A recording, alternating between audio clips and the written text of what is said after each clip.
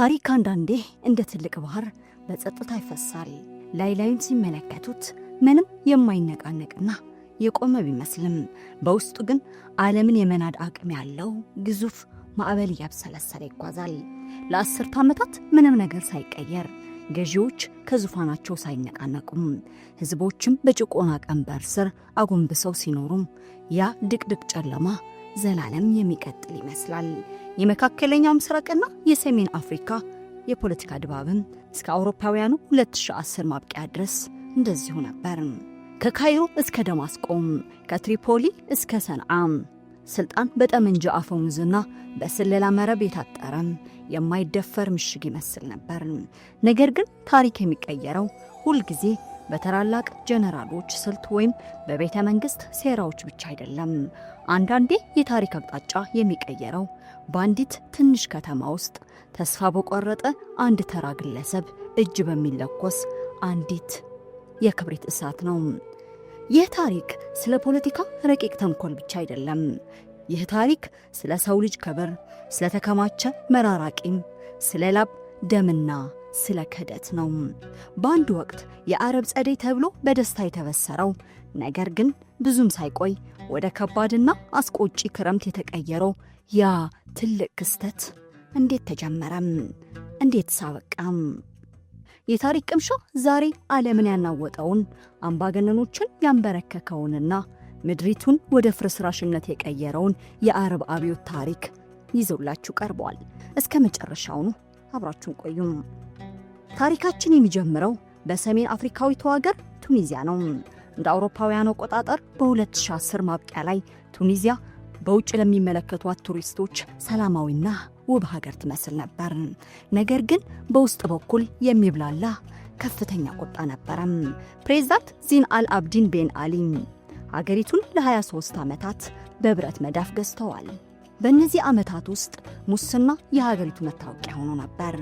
የቤን አሊ ቤተሰቦችና የባለቤታቸው የሌይላ ትራቤልሲ ዘመዶች የሀገሪቱን የኢኮኖሚ አውታር በቁጥጥራቸው ስር አድርገውት ነበር። ወጣቱ ተምሮ ስራ ያጣል። የኑሮ ውድነቱ ጣራ ነክቷል። ፖሊስ ደግሞ ህዝቡን እንደፈለገ ያንገላታል። ቱኒዚያውያን በገዛ ሀገራቸው ባዕድ የሆኑበት ወቅት ነበር። ወደ ሲዲ ቡዝዲ ከተማ እንውሰዳችሁ። መሐመድ ቦአዚዝ የተባለ የ26 ዓመት ወጣት ፍራፍሬና አትክልት በጋሪ እየነዳ ቤተሰቦችን ያስተዳድራል። አባቱ በልጅነቱ ስለሞቱበት እናቱንና 6 ወንድም እህቶቹን ማስተዳደር የሱ ኃላፊነት ነበር። ህልም ነበረው፣ ምናልባት የተሻለ ሥራ ለመስራት፣ ምናልባትም ለማግባት። ነገር ግን በቱኒዚያ የነበረው ስርዓት ለድሆች ህልም ቦታ አልነበረውም። መሐመድ ቤተሰቡን ለማስተዳደር በአትክልትና ፍራፍሬ ንግድ ተሰማርቷል። በየቀኑ ጋሪውን እየገፋ አትክልት ይሸጣል። ነገር ግን ይህች ትንሽ የኑሮ መንገድ እንኳን ሰላም አልነበራትም። የፖሊስና የማዘጋጃ ቤት ተቆጣጣሪዎች በየቀኑ ግቦ ይጠይቁታል፣ ዕቃውን ይቀሙታል፣ ያዋርዱታልም። በዚያ ታሪካዊ ቀን ጠዋት ላይ መሐመድ እንደተለመደው ስራውን ጀመረ። ነገር ግን የከተማዋ ተቆጣጣሪዎች መጡ። ፍቃድ እንደሌለው በመግለጽ አትክልቶቹን መውሰድ ጀመሩ። መሐመድ ለመናገር ሞከረ። እንዴት ልኑር? ቤተሰቤን በምን ላስተዳድር ብሎ ተማጸነ። ነገር ግን ምላሹ የከፋ ሆነ። እንደ አይን እማኞች ገለጻ በዚያች ዕለት ጠዋት የከተማዋ ማዘጋጃ ቤት ፖሊስ የሆነችው ፌዲያ ሐምዲ ቦአዚዝን አቆመችው። ፍቃድ የለህም በሚል ሰበብ ሚዛኑንና የያዘውን ፍራፍሬ ቀማችው። በታሪኩ ውስጥ ትልቁን ቁጣ የቀሰቀሰው ግን ፖሊሷ በጥፊ መታችሁ ተብሎ የተናፈሰው ወሬ ነው። ለአንድ አረብ ወጣት በሴት ፖሊስ አደባባይ ላይ መመታት ከሞት በላይ የሆነ ውርደት ነበር። ቦአዚዚ አቤቱታ ለማቅረብ ወደ ማዘጋጃ ቤቱ ሄደ። ማንም ግን ሊሰማው አልፈለገም። ፍትህ ከሌለ ሕይወት ምን ትርጉም አላት የሚል ጥያቄ በአእምሮው ተመላለሰም። ወዲያውኑ ወደ ነዳጅ ማደያ ሄዶ ቤንዚን ገዛ። ወደ ማዘጋጃ ቤቱ ፊት ለፊት በመመለስም በራሱ ላይ ቤንዚኑን አርከፈከፈው። ከዚያም ክርቢቱን ለኮሰው። በሲዲ ቡዚድ አደባባይ ላይ የነበሩ ሰዎች ባዩት ነገር ደነገጡ። አንድ ሰው በሕይወት እያለ ሲቃጠል ማየት የሚፈጥረው ድንጋጤ ከቃላት በላይ ነው። ሰዎች እሳቱን ለማጥፋት ወጡም፣ ግን ጉዳቱ ከባድ ነበር። መሐሙድ ቦአዚ በከባድ የመቃጠል ጉዳት ወደ ሆስፒታል ተወሰደ። ይህ ድርጊት በቱኒዚያ ሕዝብ ልብ ውስጥ የተቀበረውን ባሩድ ለኮሰው። እያንዳንዱ ቱኒዚያዊ በዛ ወጣት ውስጥ የራሱን ሕይወት ተመለከተ። እያንዳንዱ ጉቦ የተጠየቀ ነጋዴ፣ እያንዳንዱ በፖሊስ የተደበደበ ዜጋ የቦአዚን ህመም እንደ ራሱ ህመም ቆጠረው። በዚያው ምሽት የሲዲ ቡዚድ ነዋሪዎች ወደ ጎዳና ወጡ። ይህ የተለመደ ተቃውሞ አልነበረም። የቦአዚዚ ሰውነት በእሳት ሲጋይ፣ የቱኒዚያ ህዝብም የዓመታት ቁጣው አብሮ ነደደ። የሲዲ ቡዚድ ነዋሪዎች ወዲያውኑ አደባባይ ወጡ። መጀመሪያ ላይ ጥያቄው ፍትህ ለቦአዚዚ የሚል ነበር። ነገር ግን ፖሊስ ሰላማዊ ሰልፈኞችን በጥይት መበተን ሲጀምር ጥያቄው ወደ ስርዓቱ ይውደም ተቀየረም። ይህ የተቃውሞ ማዕበል እንደ ሰደድ እሳት ወደ ሌሎች ከተሞች ተሰራጨም። የቤን አሊ መንግስት ግን ሁኔታውን አቃለለው። እንደተለመደው ጥቂት በውጭ ኃይሎች የሚደገፉ አሸባሪዎች ናቸው የሚል መግለጫም ሰጠን። መገናኛ ሚዲያዎቹም ስለ ዜናው እንዳያሰራጩ ተገደዱ። ነገር ግን አንድ ነገር ተቀይሮ ነበር። ይህ የ20 ክፍለ ዘመን አልነበረም። ይህ የፌስቡክና የትዊተር ዘመን ነው። የሲዲ ቡዚድ ወጣቶች የተቃውሞ ሰልፎችን በስልካቸው እየቀረጹ ወደ ኢንተርኔት ለቀቁት። የቦአዚዝ ታሪክ ድንበር ተሻገረም። አልጀዚራ የተባለው ዕውቅ የዓለም አቀፍ መገናኛ ብዙሃንም እነዚህን ቪዲዮዎች ለአረቡ ዓለም ሁሉ እያሰራጨ የቤን አሊ ዛቻ አልሰራም። ተቃውሞው ወደ ዋና ከተማዋ ቱኒስ ተጠጋ። ጠበቆች፣ መምህራንና የሰራተኛ ማህበራት ተቀላቀሉ። መፈክሮች ተቀየሩ። መጀመሪያ ስራ እንፈልጋለን የነበረው ጥያቄ ወደ ስርዓቱ ይውደቅ ተሸጋገረም። ይህ መፈክር ወደፊት ለመላው አረብ አብዮት መዝሙር የሚሆን ነው። ፕሬዝዳንት ቤን አሊ መጨረሻ ላይ ስልታቸውን ለመቀየር ሞከሩም። ጥር 11 ሆስፒታል ሄደው ሙሐመድ ቦአዚዝን ጎበኙም። ፎቶም ተነሱም። ችግሩንም እንፈታለን አሉ። ግን በጣም ዘግይቶ ነበር። የሙሐመድ ቦአዚዝ ሕይወትም አለፈም። ፕሬዝዳንት ቤን አሊ መጀመሪያ ላይ ነገሩን አቅልለውት ነበር። ሰልፈኞቹን አሸባሪዎች አሏቸው። ሆኖም ግን ግድያው በበዛ ቁጥር ሰልፈኛው እየጨመረ መጣ። በመጨረሻ ጥር ወር ላይም ቤን አሊ በቴሌቪዥን ቀርበው እረዳቸዋለሁ የሚል ንግግር አደረጉም። የነዳጅ ዋጋ እንደሚቀንስና የፕሬዝዳንትነት ዘመናቸውን እንደማያራዝሙ ቃል ገቡም። ነገር ግን ረፍዶ ነበር። ህዝቡ ውጣልን የሚል አንድ ቃል ብቻ ነበር የሚጮኸው። እንደ ፈረንጆቹ ጥር 14 2011 የቱኒዚያ ጦር ሰራዊት በህዝብ ላይ ላለመተኮስ ወሰነ። ይሄ ለቤን አሊ የመጨረሻው መርዶ ነበር። የደህንነት ጥበቃቸውም ዋስትና ሊሰጣቸው እንደማይችል ሲረዱ ቤን አሊና ቤተሰቦቹ ንብረታቸውን ጠቅልለው በድንገት ወደ ሳውዲ አረቢያ ኮበለሉ። ለ23 ዓመታት የማይናወጥ ይመስል የነበረው አገዛዝ በ28 ቀናት ውስጥ ፈረሰ።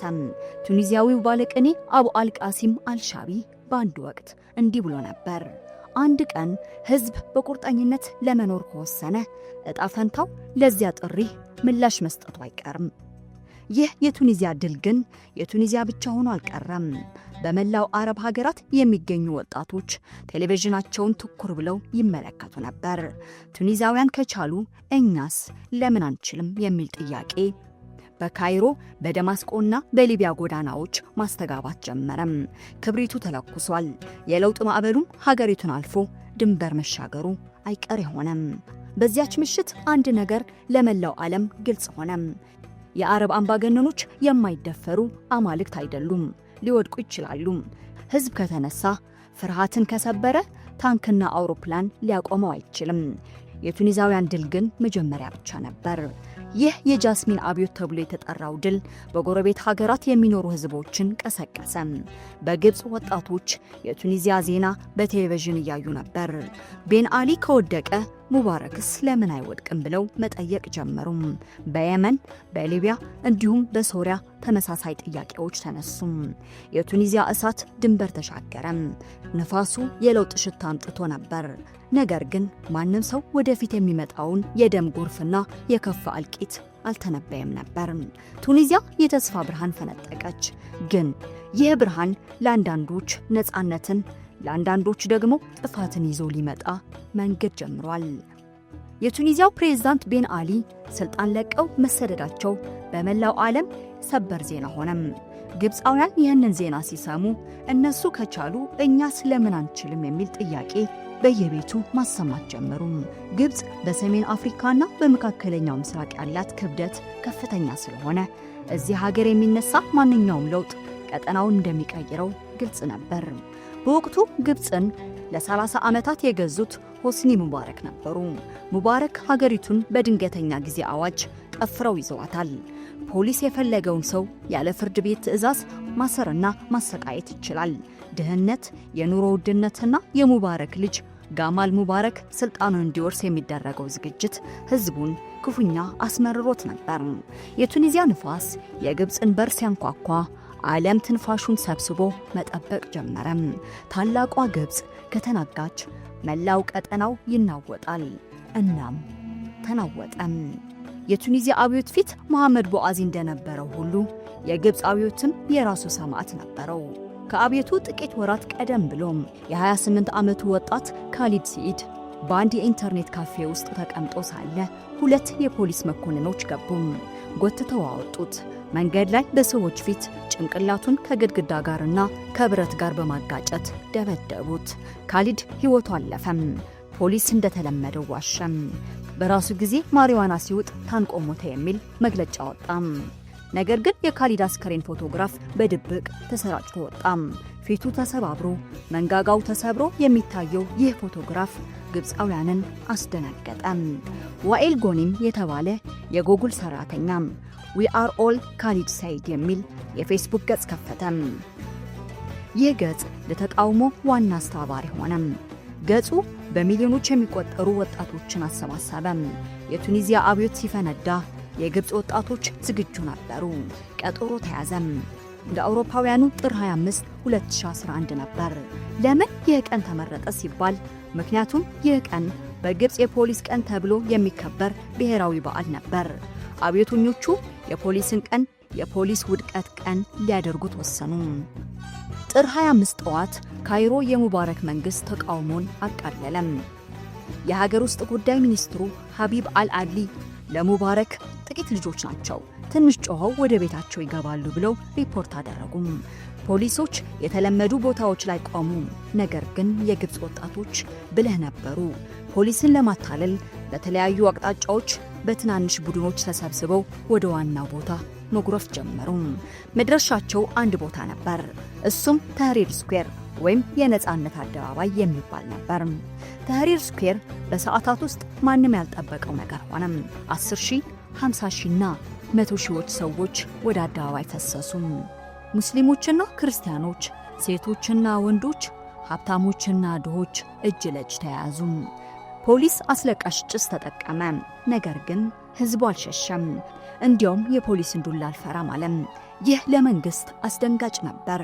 የፍርሃት ግድግዳ ፈረሰም። የመጀመሪያው ቀን ድል ነበር። ነገር ግን ጦርነቱ ገና ነበር። መንግስት ኢንተርኔትና የስልክ አገልግሎትን አቋረጠ። ህዝቡ እንዳይገናኝ ፈለጉም። ነገር ግን ይህ ስህተት ነበር።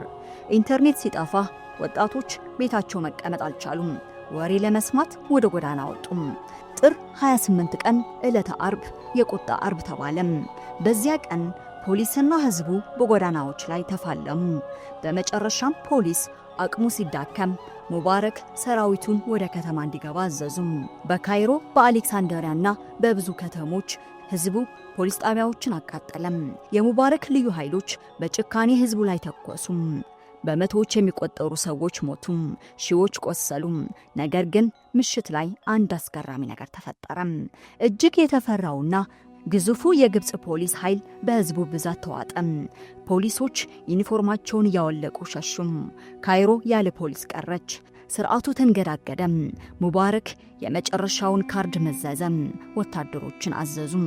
ታንኮች ወደ ካይሮ ጎዳናዎች ገቡም። ህዝቡ ታንኮቹን ሲያይ አልሸሸም፣ ይልቁንም በደስታ ተቀበላቸው። ሰራዊቱና ህዝቡ አንድ እጅ ናቸው የሚል መፈክር አሰማም። የግብፅ ሰራዊት የህዝብ ጠባቂ እንጂ የቤተ መንግስት ጠባቂ ሆኖ መታየት አልመረጠም። ወታደሮቹ አልተኮሱም፣ ዝም ብለው ቆሙም። ይህ ለሙባረክ የመውደቂያው ሰዓት መድረሱ ምልክት ነበር። እንደ አውሮፓውያኑ የካቲት 2 2011 በቴሌቪዥን ጣቢያ ብቅ ብሎ ስልጣን ለመልቀቅ ፍቃደኛ ለመሆኑን ገለጸም። ይህ ብቻ አይደለም፣ እኔ የሀገር አባት ነኝ፣ ስልጣኔን ከለቀቅኩኝ ትርምስ ይፈጠራል አለም። ይህ ንግግር ግን የህዝቡን ልብ ማራራት አልቻለም። ሙባረክ ሌላ ስልት ቀየሱ። ደጋፊዎቻቸውንና ቅጥረኛ ወታደሮች እንዲሁም ወረበሎችን አደራጁ። የአብዮቱ አስከፊ ምዕራፍ የግመሎች ጦርነት ወይም ባትል ኦፍ ዘ ካሜል የተባለው ነው። የሙባረክ ደጋፊዎች በግመልና በፈረስ እየጋለቡ በሰይፍና በዱላ ሰላማዊ ሰልፈኞችን ጥለው ለመጨፍለቅ ወደ ታህሪር አደባባይ ገቡ።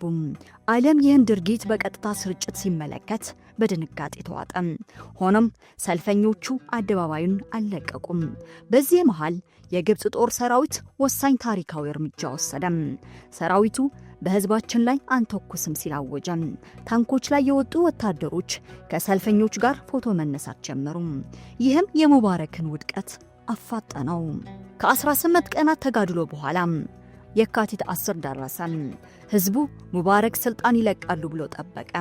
ሙባረክ በቴሌቪዥን ቀረቡ። ነገር ግን በተለየ እብሪት ስልጣኔን አልለቅም እስከ ምርጫ ቆያለሁ አሉ። አደባባዩ በንዴት ተናወጠ። እቤታቸው ሆነው በቴሌቪዥን ስክሪን ሲከታተሉ የነበሩ ሰዎች ጫማቸውን ወደ ቴሌቪዥን ስክሪኑ ወረወሩ። በማግስቱ የካቲት 11 የጦር ኃይሉ ጣልቃ ገባም። ሀገሪቱ ወደ እርስ በርስ ጦርነት እንዳትገባ ሰጉም። የሙባረክ ምክትል የነበሩት ኦማር ሱሌማን በቴሌቪዥን ቀርበው አጭርና ታሪካዊ መግለጫ ሰጡ። በአላህ ስም ዜጎቻችን ሆይ በእነዚህ አስቸጋሪ ጊዜያት ፕሬዝዳንት ሆስኒ ሙባረክ ከሪፐብሊኩ ፕሬዝዳንትነት ለመልቀቅ ወስነዋል። ሀገሪቱን የማስተዳደር ኃላፊነት ለጦር ኃይሎች ጠቅላይ ምክር ቤቱ ሰጥተዋል አሉ። ከ30 ሰከንድ ያነሰ ንግግር ግን የ30 ዓመታት አገዛዝን አከተመም። ካይሮ በደስታ ፈነዳች። ጩኸቱ እስከ ሰማይ ደረሰ። ሰዎች ተላቀሱ፣ ባንዲራው ለበለቡ። ታህሪር አደባባይም የዓለም የነጻነት ምልክት ሆነ። የማይደፈረው ፈርዖን ወደቀ። ግብፃውያን የማይቻል የሚመስለውን አደረጉ። ሙባረክ ሄዱ። ሻርሜል ሼክ ወደሚገኘው መኖሪያቸው እግሬ አውጪኝ ብለው ፈረጠጡ። ትንሽ ቆይተውም በእስር ቤት አልጋ ላይ ሆነው በፍርድ ቤት ሲቀርቡ ታዩ። ይህ ለአረቡ ዓለም ህዝቦች ተአምር ነበር። ነገር ግን በደስታው መካከል የተረሱ ጥያቄዎች ነበሩ። ሙባረክ ቢሄዱም ጥልቅ መንግስቱ፣ ወታደሩ፣ ፍርድ ቤቱና ቢሮክራሲው አሁንም ነበሩ። አቤቱ ከላይ ያለውን ራሱን ቆረጠ እንጂ ከስሩ አልተቆረጠም። ቀጣይ ሀገሪቷን የሚመሯት ግልጽ አልነበረም። የተደራጁት ሙስሊም ወንድማማቾች ወይስ ወጣቶች ወይስ ወታደሩም? ግብፅ በደስታ ስትሰክር፣ በጎረቤት ሀገራት ግን ሌላ እጅግ የከፋ ማዕበል እየመጣ ነበር። የቱኒዚያና የግብፅ አብዮቶች በአንጻራዊነት በፍጥነትና በትንሽ ደም ተጠናቀቁም። ነገር ግን ይህ የአረብ ጸደይ ወደ ሊቢያ፣ የመንና ሶሪያ ሲደርስ መልኩን ቀየረም። አምባገነኖች ተማሩም። እንደ ሙባረክና ቤን አሊ በቀላሉ እጅ የሚሰጡ አልሆንም። እስከ መጨረሻው እንዋጋለን አሉ። ሙባረክ ጀነራል ነበር፣ ቤን አሊ ፖሊስ ነበር። መሐመድ ጋዳፊ ግን እሱ ሌላ ፍጡር ነበር። የግብፅና የቱኒዚያ አብዮቶች ሲሳኩ የዓለም አይኖች ወደ ሌላኛዋ ሰሜን አፍሪካዊቷ ሀብታም የነዳጅ ሀገር ሊቢያ ዞሩም። ሊቢያ እንደ ጎረቤቶቿ አልነበረችም። ሀገሪቱ በነዳጅ ሀብት የበለጸገች ብትሆንም መላው ስልጣን ግን በአንድ ሰው እጅ ነበር፣ ኮሎኔል መሐመድ ጋዳፊ። ጋዳፊ እንደ አውሮፓውያን አቆጣጠር ከ1969 ጀምሮ ለ42 ዓመታት ሊቢያን የመሩ፣ ራሳቸውን የአፍሪካ ነገስታት ንጉስ ብለው የሚጠሩና አረንጓዴዋ መጽሐፍ የምትባል የራሳቸው ፍልስፍና የነበራቸው መሪ ነበሩ። በሊቢያ ፓርላማ የለም፣ ህገ መንግስት የለም፣ የተቃዋሚ ፓርቲም የለም። ጋዳፊ ህዝቡ ራሱ ነው የሚያስተዳድረው ቢሉም በተግባር ግን ሀገሪቱ በሳቸውና በልጆቻቸው ፍላጎት የምትመራ ነበረች። ሊቢያ ማለት ጋዳፊ፣ ጋዳፊ ደግሞ ሊቢያ ማለት ነበር። ጋዳፊን ማንም የሚነካቸው አይመስልም ነበር። ነገር ግን በሊቢያ ህዝብ ልብ ውስጥ ለዘመናት የቆየ ቁስል ነበር። በተለይም በምስራቃዊ የሊቢያ ክፍል ቤንጋዚ ውስጥ የጋዳፊ ጥላቻ ስር ሰዶ ነበር። የግብፅ አብዮት እንዳበቃ እንደ አውሮፓውያኑ የካቲት 2011 ያበጠው ቁስል ፈነዳም። የሊቢያ አብዮት መነሻ እንደ ቱኒዚያ ድህነት አልነበረም። የሊቢያ አብዮት መነሻ ፍትህና የአብሳሊም እስር ቤት ትዝታ ነበር። እንደ አውሮፓውያኑ አቆጣጠር በ1996 ጋዳፊ በአብሳሊም እስር ቤት ውስጥ ከ1200 በላይ እስረኞችን በአንድ ቀን አስጨፍጭፈው ነበር። የሟቾች ቤተሰቦች ለዓመታት ፍትህ ሲጠይቁ ኖረዋል። የእነዚህ ቤተሰቦች ጠበቃ ፋቲ ተርቢል ይባላል። የካቲት 15 2011 የጋዳፊ ደህንነቶች ጠበቃውን ፋቲ ተርቢልን አሰሩት።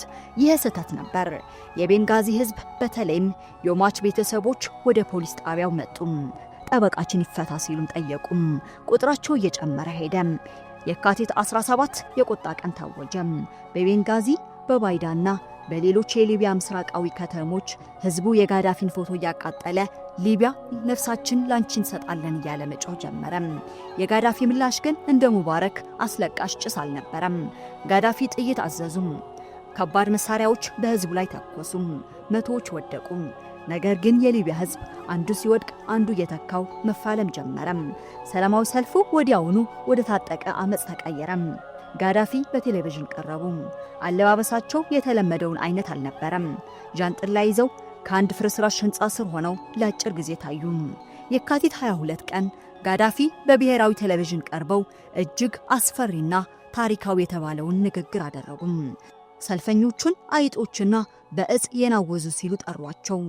ሊቢያን ቤት ለቤት ጎዳና ለጓዳና እንዲሁም ስርስር እያሳደድን እናጠፋቸዋለን በማለት ዛቱ። دقت ساعة العمل، دقت ساعة الزحف، دقت ساعة الانتصار. لا رجوع، إلى الأمام، إلى الأمام، إلى الأمام. ثورة، ثورة. ጋዳፊ ከሌሎች የአፍሪካ ሀገራት ቅጥረኛ ወታደሮች አመጡ። የራሳቸው ህዝብ ላይ ተዋጊ አውሮፕላን ተጠቀሙ። ቤንጋዚ በደም ታጠበች። እንደ አውሮፓውያን አቆጣጠር መጋቢት 2 2011 አጋማሽ የጋዳፊ ጦር አማጽያኑን እያሸነፈ ወደ ቤንጋዚ ተጠጋም። ታንኮች ከተማዋን ሊወሯት፣ ጋዳፊ እንደዛቱት ከተማዋ ሊጨርሷት የከተማዋ በር ላይ ደረሱም። አማጽያኑም ተስፋ ቆረጡም። የጋዳፊ ጦር ወደ ቤንጋዚ በመጓዝ ከተማዋን ሊደመስሳት ሲቃረብ ዓለም አቀፍ ማህበረሰብ ጣልቃ ለመግባት ወሰነ። የተባበሩት መንግስታት ድርጅት ዜጎችን የመጠበቅ ወይም ሪስፖንሲቢሊቲ ቱ ፕሮቴክት ውሳኔ አሳለፈ። የተባበሩት መንግስታት ድርጅት የጸጥታው ምክር ቤት ውሳኔ ቁጥር 1973ን አሳለፈ። ዓላማው ሲቪሎችን መጠበቅ የሚል ቢሆንም በተግባር ግን የጋዳፊን አየር ኃይል ማውደም ነበር። ፈረንሳይ፣ እንግሊዝና አሜሪካ ጥቃቱን ጀመሩ። የጋዳፊ ታንኮች ወደ ቤንጋዚ ሊገቡ ሲሉ ከሰማይ እሳት ዘነበባቸው። የፈረንሳይ ጀቶች የጋዳፊን ታንኮች አመድ አደረጉ። የጦርነቱ ሚዛን ተገለበጠ። አማጽያኑ ሞራል አገኙ። ኔቶ ከላይ እኛ ከታች እያሉ ወደ ምዕራብ ሊቢያ ማለትም ወደ ዋና ከተማዋ ትሪፖሊ መግፋት ጀመሩ። ጦርነቱ ለ6 ወራት ቀጠለ። የሊቢያ ከተሞች በጦርነቱ ወደሙ። ሚስራቷ የተባለችው ከተማ ለወራት ተከበበች። ህዝቡ የሚበላው አጣ፣ ግን አልተሸነፈም። ቀስ በቀስ የጋዳፊ ምሽግ እየፈረሰ መጣ። እንደ ፈረንጆቹ አቆጣጠር ነሐሴ 20 2011 አማጽያኑ ትሪፖሊ ገቡ። ህዝቡ በደስታ ተቀበላቸው። የጋዳፊ ባብ አልአዚዚያ የተባለው ግዙፍ ቤተ መንግስት ተሰበረ። አማጽያኑ ወደ ጋዳፊ መኝታ ቤት ገቡ። የወርቅ ሽጉጣቸውና ኮፍያቸውን ወሰዱ። የጋዳፊ ግዙፍ የነሐስ ሐውልት ፈረሰ። ግን ጋዳፊ የሉም፣ ጠፍተዋል። አንዳንዶች ወደ ቬንዙዌላ ሸሹ አሉ። ግን ጋዳፊ የትም አልሄዱም። ቃላቸውን ጠብቀው በሊቢያ ምድር ነበሩ። በትውልድ ከተማቸው በሲርጥ ተሸሽገው ነበር። እንደ ፈረንጆቹ ጥቅምት 20 2011 ሲርጥ በአማጽያኑ ተከበበች። ጋዳፊና ጥቂት ታማኝ ወታደሮቻቸው ለማምለጥ ሞከሩ። ኮንቮያቸው በኔቶ አውሮፕላኖች ተመታም። ጋዳፊ ቆሰሉ። ከጥቂት ጠባቂዎቻቸው ጋር ሆነው ከአውራ ጎዳናው በታች ባለው የፈሳሽ ማስወገጃ ቱቦ ውስጥ ተደበቁ። አማጽያኑ አገኟቸው። ላለፉት 42 ዓመታት ዓለምን ሲያስፈራራ የነበረው ታላቁ ጋዳፊ በፈሳሽ ቱቦ ውስጥ ተሸሽጎ ተገኘ። አማጽያኑ ጎትተው አወጡት። ፊቱ በደም ተሸፍኗል። ግራ ተጋብቷል። ቪዲዮዎች እንደሚያሳዩት አማጽያኑ ከበውታል፣ ይሰድቡታል፣ ይመቱታልም። ጋዳፊ በደከመ ድምፅ ሐራም አላይክ ማለትም ይህ እኮ ሐራም ነው፣ ኃጢአት ነው ሲሉ ነበር። የምታደርጉት ነገር ሕግን የጣሰ ነው አሉ። ለራሳቸው ሕዝብ ምህረት ያላደረጉት ሰው አሁን ስለ ሕግና ኃጢአት ያወሩ ጀመር። ልጆቼ እኔ እኮ አባታችሁ ነኝ አሉ። ግን ማንም አልሰማቸውም። ቁጣው ከሰውኛ ባህር ያልፎ ነበር። በዛው ቅጽበት በአሰቃቂ ሁኔታ ተገደሉ።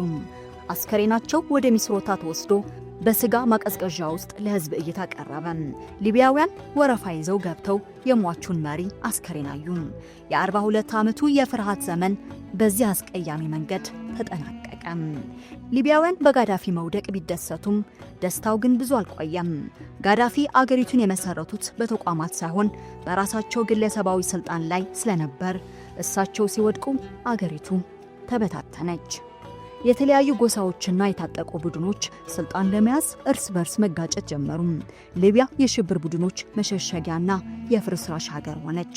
አቤቱ ለውጥ አመጣ ወይስ ጥፋት የሚለው ጥያቄ ዛሬም ድረስ በሊቢያ በረሃዎች ላይ እያስተጋባ ይገኛል። የሊቢያ ጦርነት ሲያበቃ ሌላኛውና እጅግ አስከፊው ሰብአዊ ቀውስ በሶሪያ ተቀሰቀሰ። የበሽር አልአሳድ መንግስት ጥያቄውን በሰላም ከመመለስ ይልቅ ለምን ጦርነትን መረጠ? አሁን ደግሞ የምናየው የአረብ አብዮት ትልቁን ቁስል የሶሪያን ታሪክ ነው። የሊቢያ ጦርነት ለሶሪያው ፕሬዝዳንት በሽር አልአሳድ ትልቅ ትምህርት ሰጠም። በሽር የሙባረክን መንገድ ስልጣን መልቀቅና የጋዳፊን ተመለከቱ። እናም ሶስተኛው መንገድን መረጡ። ሀገሪቱን አመድ አድርጎም ቢሆን ስልጣን ላይ መቆየት። ሶሪያ በመካከለኛው ምስራቅ እጅግ ጥብቅ የሆነ የደህንነት መዋቅር ያላት ሀገር ነበረች። የበሽር አልአሳድ ቤተሰብ ሀገሪቱን ለ40 ዓመታት ማለትም አባታቸው ሐፊዝ አልአሳድን ጨምሮ መርተዋል። በሶሪያ ውስጥ ስለ ፖለቲካ ማውራት ሞትን መጋበዝ እንደማለት ነበር። ነገር ግን የቱኒዚያና የግብፅ ዜና ሶሪያውያንንም ከእንቅልፋቸው ቀሰቀሳቸው። እንደ አውሮፓውያኑ 2011 መጀመሪያ ላይ ትናንሽ ተቃውሞች ቢታዩም ለታላቁ ፍንዳታ ምክንያት የሆነው ግን በደቡባዊቷ ዳራ ከተማ የተከሰተ አንድ አጋጣሚ ነበር። እንደ ፈረንጆቹ መጋቢት 2011 ጥቂት ታዳጊ ወጣቶች በትምህርት ቤታቸው ግድግዳ ላይ በቱኒዚያና ግብፅ የሰሙትን መፈክር ጻፉ። ኢጃክ ኤልዶሪያ ዶክተር ማለትም ተራው ደረሰልህ ዶክተር ማለት ነው። ዶክተር ያሉት ፕሬዝዳንት በሽር አልአሳድን ሲሆን እንዲህ ያሉት ደግሞ የአይን ሐኪም ስለነበሩ ነው። የመንግስት ደህንነቶች ሕፃናቱን አሰሯቸው፣ አሰቃዩአቸውም። ወላጆች ልጆቻቸው እንዲፈቱ ሲጠይቁ በደህንነት ሽሙ ልጆቻችሁን እርሷቸውና አዲስ ውለዱ የሚል አጸያፊ ምላሽ ተሰጣቸው። ይህ ግፍ የዴራን ህዝብ አስቆጣም። ተቃውሞው ከመላው ሶሪያ ጋር ተቀላቀለም። እንደ ቱኒዚያና ግብፅ ሁሉ ሶሪያውያንም መጀመሪያ ላይ የፈለጉት ነፃነትና ክብር ብቻ ነበር። ሆኖም ፕሬዝዳንት በሽር አልአሳድ የተለየ መንገድ መረጡ። ሰራዊታቸውን በማሰማራት በገዛ ህዝባቸው ላይ ታንክና ከባድ መሳሪያ ተኮሱ። ሰራዊቱ በህዝብ ላይ እንዲተኩስ ሲታዘዝ ብዙ ወታደሮች አሻፈረኝ ብለው በመኮብለል ነፃ የሶሪያ ጦር መሰረቱ። በዚህም ሰላማዊ አብዮቱ ወደ የታጠቀ የእርስ በርስ ጦርነት ተቀየረ። ሀገሪቱ በሁለት ተከፈለች። የሶሪያ ጦርነት በአሳድና በአማጽያኑ መካከል ብቻ ሆኖ አልቀረም። ሩሲያና ኢራን በሽር አልአሳድን ለመርዳት ጦርነት ውስጥ ገቡ። አሜሪካ፣ ቱርክና የባህር ሰላጤው ሀገራት ደግሞ አማጽያኑን መደገፍ ጀመሩ። ይህ ጣልቃ ገብነት ሶሪያን የዓለም ሀያላን ሀገራት የትጥቅ መፋለሚያ ያደረጋት። በዚህ ምስቅልቅል መሃል ደግሞ እንደ አይኤስ ያሉ አክራሪ የሽብር ቡድኖች ክፍተቱን ተጠቅመው ግዛቶችን መቆጣጠር ጀመሩ። ይህም አብዮቱን ይበልጥ አወሳሰበው። ጦርነቱ በቀጠለ ቁጥር እንደ ኤሌፖና ሆምስ ያሉ ጥንታዊና ውብ ከተሞች ወደ አመድነት ተቀየሩ። የኬሚካል መሳሪያዎች በዜጎች ላይ ጥቅም ላይ ዋሉ ተብሎም ዓለም ተናወጠ። የሶሪያ አብዮት ያስከተለው ዋጋ እጅግ ዘግናኝ ነው። ከግማሽ ሚሊዮን በላይ ሰዎች ተገደሉ። ከ12 ሚሊዮን በላይ ሶሪያውያን ማለትም ከሀገሪቱ ሕዝብ ግማሹ ከመኖሪያ ቀያቸው ተፈናቀሉ። ሚሊዮኖች በሜዲትራኒያን ባህር ላይ ሕይወታቸውን አደጋ ላይ ጥለው ወደ አውሮፓ ተሰደዱ። ከዓመታት ደም መፋሰስ በኋላም በሩሲያ የአየር ድጋፍ ታግዘው በሽር አልአሳድ አብዛኛውን የሀገሪቱን ግዛት መልሰው ተቆጣጠሩ። ሆኖም ያቺ የነበረችው ውብ ሶሪያ ግን የለችም። ሀገሪቱ በኢኮኖሚ ደቃለች፣ ሕዝቧ ተበትኗል፣ ትውልድም አልቋል። የሶሪያ ታሪክ ለአረብ አብዮቱ ትልቅ ማሳሰቢያ ሆነም። አምባገነኖች ስልጣን ላይ ለመቆየት አገርን እስከ ማውደም ሊሄዱ እንደሚችሉ በተግባር የታየበት መራራ የታሪክ ቅምሻ ሆነም። ለ14 ዓመታት የሶሪያ ታሪክ በደም በስቃይና በስደት የተሞላ ነበር። እንደ አውሮፓውያኑ በ2011 በዴራ ከተማ በህፃናት ግድግዳ ላይ ጽሑፍ የተጀመረው ተቃውሞ ሀገሪቱን ወደማያባራ ጦርነት ከቷት ቆይቷል። በሽር አልአሳድ በሩሲያና በኢራን ድጋፍ ለዓመታት በስልጣን ላይ ቢቆዩም እንደ ፈረንጆቹ ታህሳስ 2024 ግን ያልተጠበቀ የታሪክ ለውጥ ተከሰተ። በሀያት ታህሪር አልሻም ማለትም HTS የሚመራው አማጺ ጦር ባደረገው ፈጣንና አስደንጋጭ ጥቃት የደማስቆ አገዛዝ በሳምንታት ውስጥ ተደረመሰም። በሽር አልአሳድ ወደ ሩሲያ ሲሰደዱ ለግማሽ ክፍለ ዘመን የዘለቀው የአሳድ ቤተሰብ አገዛዝ በአንድ ጀንበር ታሪክ ሆነም። ዛሬ በ2026 ሶሪያ በአዲስ መሪ እጅ ትገኛለች። የቀድሞው አማጺ መሪ አህመድ አልሻራ በጦር ስሙ አቡ መሐመድ አልጁላኒ ከጥር 29 ቀን 2025 ጀምሮ የሀገሪቱ ጊዜያዊ ፕሬዝዳንት በመሆን በማገልገል ላይ ይገኛሉ። ሻራ በፈረንጆቹ 1982 ሪያድ ውስጥ ተወልዶ በደማስቆ ያደገ ሲሆን በአሁኑ ወቅት ሀገሪቱን ወደ ዲሞክራሲያዊ ምርጫ ለማሸጋገር የሚሰራ የሽግግር መንግስት እየመራ ነው። የሻራ መንግስት ስልጣን ከያዘ በኋላም በያዝነው ዓመት በ2026 ታላላቅ እርምጃዎችን እየወሰደ ይገኛል። የኩርዶች እርቅ በጥር 2026 ሻራ ለሶሪያ ኩርዶች የዜግነትና የቋንቋ መብታቸውን የሚመልስ ታሪካዊ አዋጅ ፈርሟል። ይህም የኩርድ ታጣቂዎችን ማለትም SDF ወደ ብሔራዊ ሰራዊቱ ለመቀላቀል መንገድ የከፈተ እርምጃ ሆኗል። ሌላው ደግሞ የምህረት አዋጅ ነው። የካቲት 18 ቀን 2026 ፕሬዝዳንቱ አጠቃላይ የምህረት አዋጅ አውጥቷል። ይህ ደግሞ ዓላማው ጦርነት ያሳደረውን ቁስል ለመጠገንና ሀገሪቱን ለማረጋጋት ነው። ቀጥሎም ደግሞ ዲፕሎማሲያዊ ጥረት ነው። ሻራ በ2025 መገባደጃ ላይ በተባበሩት መንግስታት ድርጅት ጠቅላላ ጉባኤ ላይ ቀርቦ አዲሲቷ ሶሪያ ማዕቀቦች ተነስተውላት ወደ ዓለም አቀፍ ማህበረሰብ እንድትቀላቀል ጥሪ አቅርቧል። አሁንም ቢሆን የሻራ መንግስት ፊት ለፊት ታላላቅ ፈተናዎች አሉ። በሚሊዮን የሚቆጠሩ ስደተኞችን መመለስ፣ የወደመችውን ሀገር መልሶ መገንባትና በታቀደው የ4 ዓመት የሽግግር ጊዜ ውስጥ ፍጹም ሰላም ማስፈን ከባዱ የቤት ስራው ነው። የሶሪያ አብዮት ከ10 ዓመታት በላይ የፈጀ መራራ ጉዞ ቢሆንም የ2024ቱ ውድቀትና የ2026ቱ አዲስ ጅማሮ ግን ለመላው የአረብ ዓለም አዲስ ትምህርት ሰጥቷል።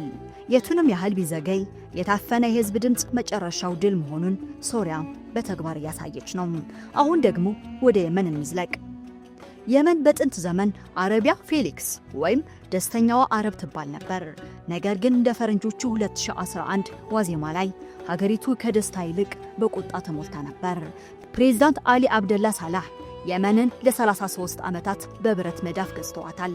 ሳላህ ስልጣናቸውን ሲገልጹ በእባቦች ራስ ላይ መደነስ ወይንም ዳንሲንግ ኦን ዘ ሄድስ ኦፍ ስኔክስ ይሉት ነበር። የመን በጎሳዎች የተከፋፈለች ድህነት የበዛባትና የውሃ እጥረት ያለባት ሀገር ብትሆንም ሳላህ ግን እነዚህ ልዩነቶች ለስልጣናቸው መጠበቂያነት ተጠቅሞባቸዋል። የየመን ወጣት በሀገሪቱ ሰሜንና ደቡብ መካከል ያለው ልዩነት፣ የኢኮኖሚ ውድቀቱና ስልጣን በፕሬዝዳንቱ ቤተሰቦች እጅ መከማቸቱ መረረው። የቱኒዚያው ቤን አሊ መውደቅ የየመን ወጣቶች እኛ ስለምን አንችልም የሚል ጥያቄ እንዲጠይቁ አደረጋቸው። የየመን አብዮት የጀመረው በዩኒቨርሲቲ ተማሪዎችና በሲቪል ማህበረሰብ አንቀሳቃሾች ነበር። ታዋቂዋ ጋዜጠኛና የሰላም ኖቤል ተሸላሚዋ ተዋኩል ካርማን የወጣቶች ተቃውሞ ዋና አስተባባሪ ነበረች። በዋና ከተማዋ ሰንዓ የሚገኘው አደባባይ ማለትም የለውጥ አደባባይ ተብሎ ተሰየመ። ተቃዋሚዎች ጥያቄያቸው ግልጽና ግልጽ ነበር። እሱም ሳላህ ይውረድ የሚል ነበር። ሳላህ ግን እንደ ቱኒዚያው ቤን አሊ በቀላሉ እጅ አልሰጡም። ይልቁንስ የጎሳ መሪዎችን በገንዘብ በመደለልና የደህንነት ኃይሎችን በማሰማራት ተቃውሞውን ለመመከት ሞከሩም። እንደ ፈረንጆቹ መጋቢት 18 ቀን 2011 የክብር አርብ ተብሎ በሚታወሰው አርብ ዕለት የመንግስት ታጣቂዎች በሰልፈኞቹ ላይ ተኩሰው 50 ሰዎችን ገደሉ። ይህ ክስተት አብዮትን ወደማይመለስበት ምዕራፍ አሸጋገረው። የሰራዊቱ ከፍተኛ መኮንኖች ጀነራል አሊ ሞህሰንና አልአህማርን ጨምሮ አብዮቱን መቀላቀላቸው ለሳላህ ትልቅ መርዶ ሆነም። ሰንዓ በሁለት ወታደራዊ ኃይሎች ተከፈለች። እንደ ፈረንጆቹ ሰኔ 3 ቀን 2011 በፕሬዝዳንቱ ቤተ መንግስት ውስጥ በደረሰ የቦምብ ፍንዳታ ሳላህ በጽኑ ቆሰሉና ለሕክምና ወደ ሳውዲ አረቢያ ሄዱም። ብዙዎች አበቃላቸው ብለው ቢገምቱም ሳላህ ግን ከሞት ተርፈው ተመለሱም። በመጨረሻም የባህረ ሰላጤው ሀገራት ባቀረቡት የሽግግር እቅድ መሰረት ሳላህ ለምክትላቸው ለአብድረቦ መንሱር ሃዲ ስልጣን እንዲያስረክቡ ተስማሙ። የካቲት 2012 መንሱር ሃዲ ፕሬዝዳንት ሆኑ። የመን አዲስ ዲሞክራሲያዊ ስርዓት የጀመረች መሰለች። ነገር ግን ትልቁ ፈተና ገና ነበር። የየመን አብዮት ካጋጠሙት ትልልቅ ፈተናዎች አንዱም ጥልቅ መንግስት ወይም ዲፕ ስቴት ነበር። ስልጣን የለቀቁት ሳላህ በሰላም አልተቀመጡም። የቀድሞ ጠላቶቻቸውን ማለትም የሁቲ ታጣቂዎችን በድብቅ መርዳት ጀመሩ። የሁቲ አማጽያን በሰሜናዊ የመን የሚገኙና በኢራን የሚደገፉ ሲሆኑ የመንግስትን ድክመት በመጠቀም እንደ ፈረንጆቹ 2014 መጨረሻ ላይ ዋና ከተማዋን ሰንዓን ተቆጣጠሩ። ሳላህና ሁቲዎች የጠላት ወዳጄ ነው በሚል መርህ ተባብረው አዲሱን የሃዲ መንግስት ከሰንዓ አባረሩ። ይህ የሁቲዎች ወረራ የመንን ወደ ቀጣይና አስከፊ ጦርነት ከተታት። እንደ አውሮፓውያን አቆጣጠር መጋቢት 2015 ላይ ሳዑዲ አረቢያና የተባበሩት አረብ ኤሚሬትስ ኦፕሬሽን ዲሲሲቭ ስቶርም በሚል ስያሜ በየመን ጦርነት ውስጥ ገቡ። ዓላማቸው የሁቲዎችን ኃይል መስበርና መንሱር ሃዲን ወደ ስልጣን መመለስ ነበር። የመንም የኢራንና የሳዑዲ አረቢያ የጥቅም መፋለሚያ ሆነች። ይህ ጦርነት የመንን ወደ ዓለማችን አስከፊው ሰብአዊ ቀውስ ቀየራት። በሚሊዮኖች የሚቆጠሩ ሕፃናት ለረሃብና ለበሽታ ተጋለጡ። ከተሞችና ጥንታዊ ቅርሶች ወደ ፍርስራሽነት ተቀየሩ። ሀገሪቱ በሰሜን በሁቲዎች በደቡብ ደግሞ በሽግግር ምክር ቤት ማለትም ኤስቲሲና በተለያዩ ቡድኖች ተከፋፈለች። ታሪክ ሌላ አስገራሚ መታጠፊያ ያሳየም። እንደ ፈረንጆቹ 2017 መጨረሻ ላይ አሊ አብደላህ ሳላህ ከሁቲዎች ጋር የነበራቸውን ጥምረት አፍርሰው ወደ ሳዑዲ አረቢያ ለመጠጋት ሲሞክሩም በሁቲዎች እጅ ተገደሉ። በገዛ እጃቸው ያሳደጓቸው እባቦች በመጨረሻ ላይ ነደፏቸው። ዛሬ በ2026 የመን አሁንም በውጥረት ውስጥ ትገኛለች። ምንም እንኳን ትላልቅ ጦርነቶች ቢቀንሱም ሀገሪቱ ግን ሙሉ ሰላም አላገኘችም። ሁቲዎች በቀይ ባህር ላይ የሚያደርጉትን ጥቃትና ዓለም አቀፍ ጣልቃ ገብነት የመንን ዳግም የዜናዎች ርዕስ አድርጓታል። የየመን አብዮት እንደ ቱኒዚያ ቀላል፣ እንደ ግብጽ ፈጣን አልነበረም። ይልቁንም እንደ ሶሪያ የረዘመና እንደ ሊቢያ የተወሳሰበ ሆኖ ቀጥሏል። የየመን አብዮት በብዙ መልኩ ያልተጠናቀቀ አብዮት ነው። ወጣቶቹ የፈለጉት ፍትሐዊና ዘመናዊት የመንን ቢሆንም የጎሳ ፖለቲካ፣ የቀድሞ ገዢዎች ሴራና የክልላዊ ሀያላን ጣልቃ ገብነት ህዝባዊ ጥያቄውን ወደ እርስ በርስ ጦርነት ቀይረውታል።